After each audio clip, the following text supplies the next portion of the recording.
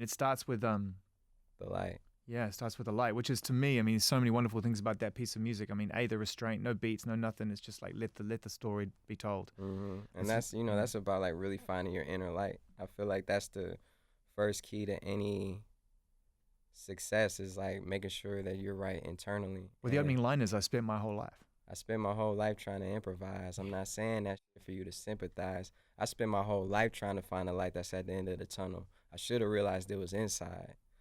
That I wanted to make sure that those were the first lines on the album because that's where you need to start here before anything happens out here. Did you know when you wrote that line that you had the beginning of the journey for us as fans to listen to that record? It was song number one. That was the moment. Yes. Beautiful. I mean, to have that roadmap is a wonderful thing. Yeah, and I really did put thought into every line, and even like I said, you're one of the first people I had a chance to play the album for, but I did have a chance to play it for a few other people too, like Rick Rubin. I got a chance to play.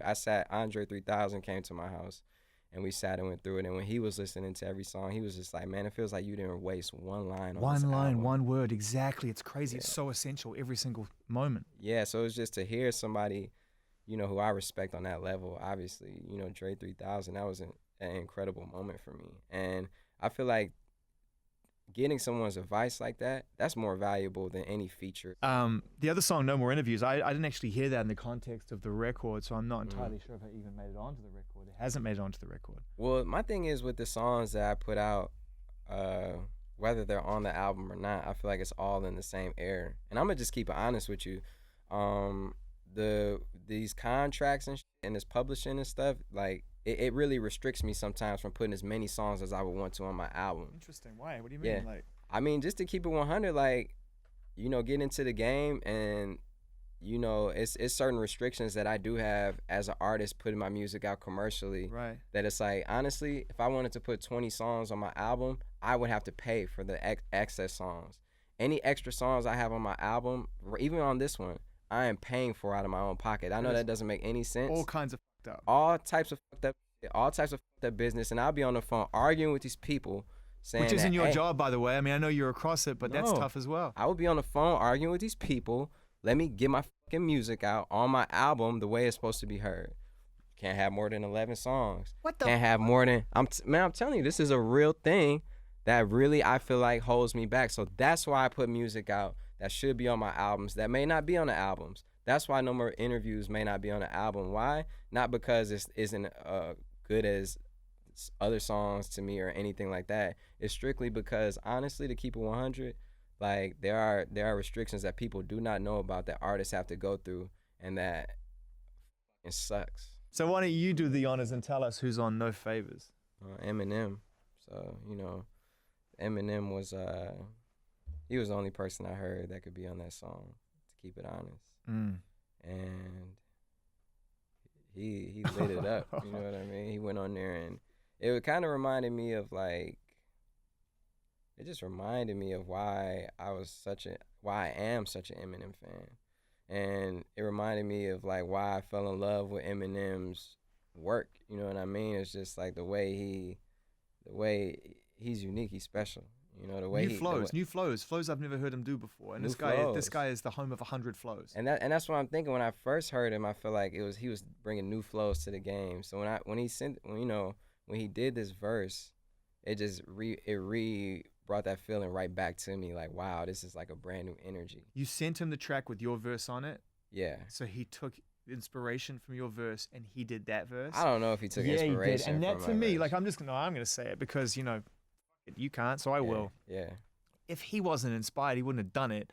If he wasn't inspired to take it that far, he wouldn't have done the verse the way it was. Yeah. And the beat's great, but no beat's gonna make a man rap or anyone rap like that, male or female. No beat's gonna do that. It's a passing of that baton, and so that must have made you feel good. And I mean, I know you're a humble guy, but ultimately, you've made an incredible body of work to know that when you heard that verse, you must have thought like, that's his reaction. Wow. I did something right on that, because that's what I took from it. I mean, I said that. When I heard the verse, I like played it back over and over and over again. I think I was just sitting in the studio like in shock. Man. But he said all those things he said were so necessary for the album.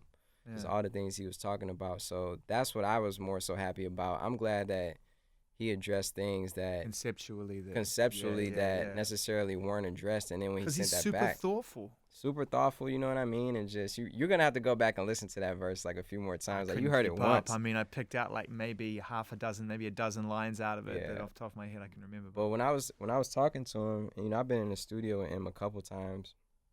But when I was talking to him, he was just saying that how it was an honor for him to be a part of it, because I told him that, you know, before anything, I was like, look, man, I don't, you're one of the only people I really want on this album. Just, you know, I was telling him the story of the album, what it meant to me.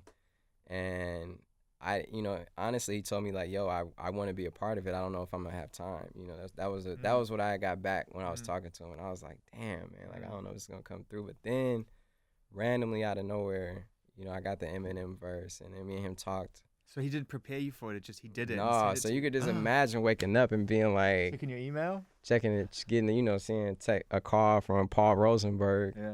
You know what I mean? Talking to him, saying like the verse, you know, he did the verse. Did you hear it? I'm like, whoa, what the fuck? You know, so I go in the studio and I hear that verse. And it was me, I think it was just me and Lawrence. Lawrence is one of my buddies. He did the I Don't Fuck With You video. He did like the whole 2088 visuals. He's like and he's from Detroit with me. So you know, we're two Detroit. So he's a visual aesthetic. He's a visuals, and we're both from Detroit. So we heard this and we lost our minds, man. And you know, I'm just happy that if I did inspire it in any way, like if I helped that bring that any of that out, like I'm just happy that that happened. But I don't want to take any credit for how good his verse is. Let's be clear. That's all Eminem. Kanye definitely had a presence on this whole album. You know what I mean? Let's talk about that. Well, Kanye, I feel like he groomed me within these last 10 years to be able to creatively do what I do. And, you know, and so I feel like he didn't need to. For instance, though, he is on the end to bounce back. He's saying, if you a real one, that's Kanye. You know what I mean? Like, his energy is attached to the album.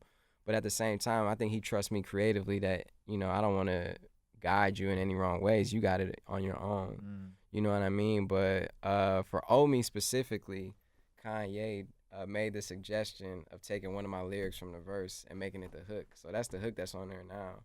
So it's just little things like that I appreciate, having people like Kanye to just like always, you know, make sure he cares about it being the best quality too. What's the best bit of advice that he's given you as an artist and someone who you've had the pleasure of collaborating with and being around?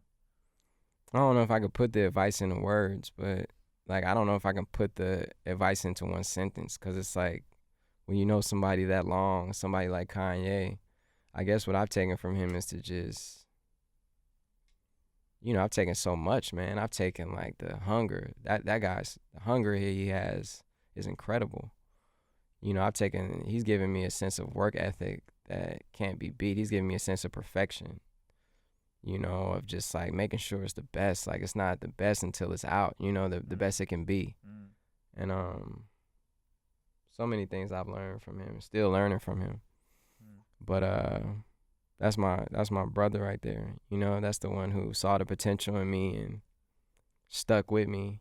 So I mean, what an incredible story how you guys met in the first place, man. I mean, for them to actually stop, recognize, and then act. Yeah, in Detroit too, yeah. And I mean, that happens all the time. Artists get stopped by young MCs or young talents and said, hey, man, you know, give me a second. And it's just like, it's just not possible sometimes for it always to work out. But he obviously saw something there. Yeah, he did. And he put the effort into it. And I think he took me under his wing, and, you know, I got to see him finish the Graduation album. I got to see him make 808s. I got to contribute, you know, my time to a lot of those projects. So it's just, that's what I've learned from him. It's all of that. You know what I mean? So, you know, I'm just trying to progress the evolution. I'm just trying to like make it go further. And you gotta respect Kanye West as one of the greatest minds and artists. He's the GOAT. I mean, to me. Period. Yeah, period. The transparency within which he shares his art. Yeah. And the process. Yeah. Is what we're all enamored by. Yeah. Like, the result has to be amazing, and every album is. And The shoes are incredible. Yeah, but, so that was his energy towards the album though. It's just like him always like helping me. Even Sunday Morning Jetpack, he had the suggestion of like not what the dream said, but he had the suggestion of like having that moment in that song. You know what I mean? And it's things that are minor suggestions sometimes that make a major difference. Can you look ahead into the future? Can you plan for a future? You know, having a long-term relationship, having kids, being a dad, all those things. When you're this obsessed with music, that's one thing I don't know. I don't know when I'm gonna have kids. I don't know when I'm gonna. Because to me, listening to this record, it just feels like you're consumed. I am consumed. Like you don't do that part time. I do believe in like true love, and I believe in love, and you know, I'm in a relationship. But I don't know when I'll be able to. I'm so committed to my art, to my craft. I'm so committed to like spending those hours on it. I don't know when that will change. And you know, I eventually do want to have a family and have kids, but you know, this is something that I've wanted since I was in elementary. Yeah, man, you're so close. I can tell. Everyone can tell you're so close. I just feel like this is the record that's gonna like just resolve any unresolved feelings that you have about your standing in the rap game and what it means to you, or any game, in fact. Yeah. As an artist, I feel. Yeah. Thank you. You know, one of those moments on the record, you know, that chemistry that's just so evident that you have with Jhené Aiko, you know. Oh, yeah. You know, 2088, I mean, you guys have already given us music together. It's obviously an alchemy, a vibe. What do you put that down to, you know? Because there's dozens of collaborations going on, coming out every single day with artists who are working together for lots of different reasons. Right. You know, it'll look good on paper, we'll get paid. Yeah. People will look into it. We'll do this. We'll do that. Oh, Everyone's playing that game. You never can do it for that. That's always the wrong. That's the wrong reasons, right? But then you can tell when the chemistry is real. So how did you know? Like, what was the vibe? Because it's evident even in a song as short as the one that's on this record. I mean, just ever since my Detroit mixtape, you know, that was one of our first collabs. To Beware, to I Know on Dark Sky Paradise, to you know, other songs. It was just always. Whenever I would listen back to those songs, I would always get a special feeling. And the chemistry was musically is undeniable to me when I hear it. You know, that's at least how I feel. And when me and her got together, working on more music, we just had the idea of, yo, why not like come together, form a group, like take it to that level of commitment.